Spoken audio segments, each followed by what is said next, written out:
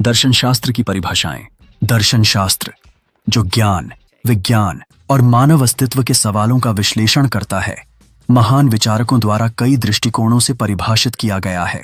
उनके द्वारा दी गई परिभाषाओं का विश्लेषण करने से दर्शन शास्त्र के विभिन्न पहलुओं का पता चलता है। यहाँ कुछ सबसे प्रसिद्ध परिभाषाएं इस प्रकार दी गई हैं। ऐसा कहा जाता है कि प्राचीन यूनानी दार्शनिक पाइथागोरस पहले व्यक्ति थे जिन्होंने स्वयं को दार्शनिक कहा था, जिसका अर्थ है ज्ञान का प्रेमी। सुकरात के अनुसार दर्शन शास्त्र एक दैनिक क्रिया है। Philosophy is a daily activity, क्योंकि इसमें दुनिया और स्वयं को अधिक गहराई से समझने के लिए आलोचनात्मक सोच, आत्मचिंतन और मान्यताओं पर सतत प्रश्न उठाना शामिल है, जिसका अभ्यास रोजमर्रा के जीवन के विभिन्न पहलुओं में किया जा सकता है। दर्शन शास्त्र को रोजाना लागू करने से आत्म जागरूकता बढ़ सकती है, समस्या समाधान में सुधार हो सकता है, निर्णय लेने की क्षमता मजबूत हो सकती है और व्यक्तियों को अपने विश्वासों और दृष्टिकोणों का आलोचनात्मक विश्लेषण करने के लिए प्रोत्साहित करके बेहतर संचार को बढ़ावा मिल सकता है। सुकरात के अनुसार बिना जांचे परखे जीवन जीने लायक नहीं है और नैतिक जीवन और सार्थक अस्तित्व के लिए आत्मज्ञान आवश्यक है। प्लेटो के अनुसार दर्शन शास्त्र ज्ञान प्राप्ति है। प्लेटो के अनुसार दर्शन शास्त्र केवल सत्य को जानना नहीं है, बल्कि शाश्वत रूपों या आदर्शपरक विचारों को समझना है, जो इंद्रिय अनुभव से परे, देश काल से परे एक यथार्थवादी क्षेत्र में मौजूद हैं। अरस्तु के अनुसार दर्शन शास्त्र सभी चीजों का विज्ञान है, जो उनके अंतिम कारणों और सिद्धांतों के अनुसार जानी जाती हैं। दर्शन शास्त्र उन कारणों की व्याख्या करता है जो किसी वस्तु को उसके वर्तमान रूप में लाते हैं। उन्होंने दर्शन को ज्ञान के 3 मुख्य भागों में बांटा। सैद्धांतिक दर्शन, थ्योरी ऑफ फिलॉसफी, जिसमें तत्व मीमांसा शामिल है। यह उन वस्तुओं का अध्ययन करता है जो अमूर्त और अपरिवर्तनशील होती हैं, जैसे गणित और तत्व मीमांसा।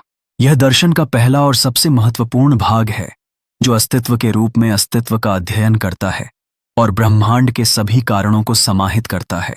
व्यावहारिक दर्शन, प्रैक्टिकल फिलॉसफी, यह नैतिकता और राजनीति जैसे मानव कार्यों और व्यवहार से संबंधित है। और उत्पादक दर्शन, पोएटिक फिलॉसफी, यह कला, कलाकृति और विभिन्न वैज्ञानिक विषयों से संबंधित है।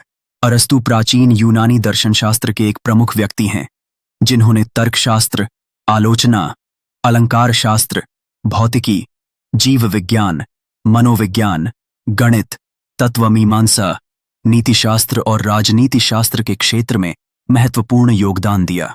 वे 20 वर्षों तक प्लेटो के शिष्य रहे, लेकिन प्लेटो के प्रत्ययों के सिद्धांत को अस्वीकार करने के लिए प्रसिद्ध हैं। वे प्लेटो और उनके गुरु सुकरात दोनों से अधिक अनुभवजन्य थे। अरिस्टिपस का मानना था कि दर्शन शास्त्र किसी भी समाज में सहज महसूस करने की क्षमता है, जो साइरेनिक स्कूल से संबंधित है, और यह सुकरात का अनुयायी था। यह विचार उसके सुखवादी दर्शन से जुड़ा है, जिसका अर्थ है कि व्यक्ति को वर्तमान क्षणों में आनंद और सहजता को महत्व देना चाहिए। व्यक्ति को दुनिया में सहजता से रहना चाहिए और अपनी इच्छाओं के अनुसार परिस्थितियों को अनुकूलित करना चाहिए। तर्कवादी विचारधारा के अग्रदूत रेने डेकार्टे के अनुसार दर्शन एक विशाल वृक्ष की तरह है, जिसकी जड़ें तत्व मीमांसा और ज्ञान मीमांसा हैं। इसका तना तर्कशास्त्र है और इसकी शाखाएं नैतिकता, सौंदर्य शास्त्र और राजनीति हैं। कांट इमैनुअल के अनुसार दर्शन ज्ञान का विज्ञान और आलोचना है। कांट ने अनुभववाद और तर्कवाद के बीच के मतभेद को सुलझाने के लिए दर्शन शास्त्र को ज्ञान प्राप्ति की प्रक्रिया की समीक्षा और आलोचना के रूप में प्रस्तुत किया, जिसमें ज्ञान का स्रोत संवेदी अनुभव और बुद्धि दोनों का संयोजन है। कार्ल मार्क्स के अनुसार दर्शन दुनिया को बदलने के लिए उसकी व्याख्या है।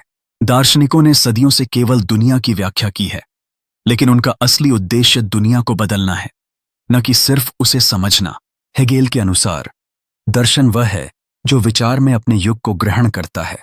रसेल के अनुसार दर्शन सामान्य शिक्षित जनता की रुचि के विषयों से उचित रूप से निपटता है, और यदि केवल कुछ ही पेशेवर इसे समझ पाते हैं तो इसका बहुत सारा मूल्य नष्ट हो जाता है। मिशेल फूको के अनुसार दर्शन किसी पूर्व विद्यमान सत्य का प्रतिबिंब नहीं है, बल्कि एक नए सत्य का निर्माण है।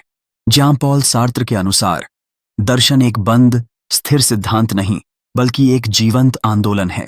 मार्टिन हाइडेगर के अनुसार दर्शन केवल मनोरंजन या शौक नहीं है, बल्कि दुनिया में अस्तित्व का एक मौलिक, आवश्यक तरीका है।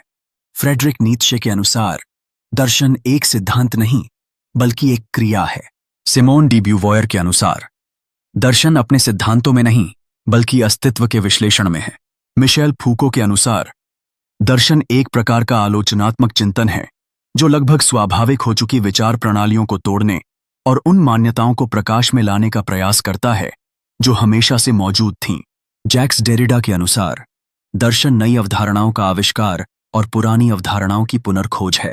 फीनिक्स के अनुसार विज्ञान केवल तथ्यों की खोज का प्रयास करता है। दर्शन तथ्यों की खोज में रुचि नहीं रखता बल्कि वह तथ्यों में इस हद तक रुचि रखता है कि उनके प्रति एक दृष्टिकोण प्रदान करे।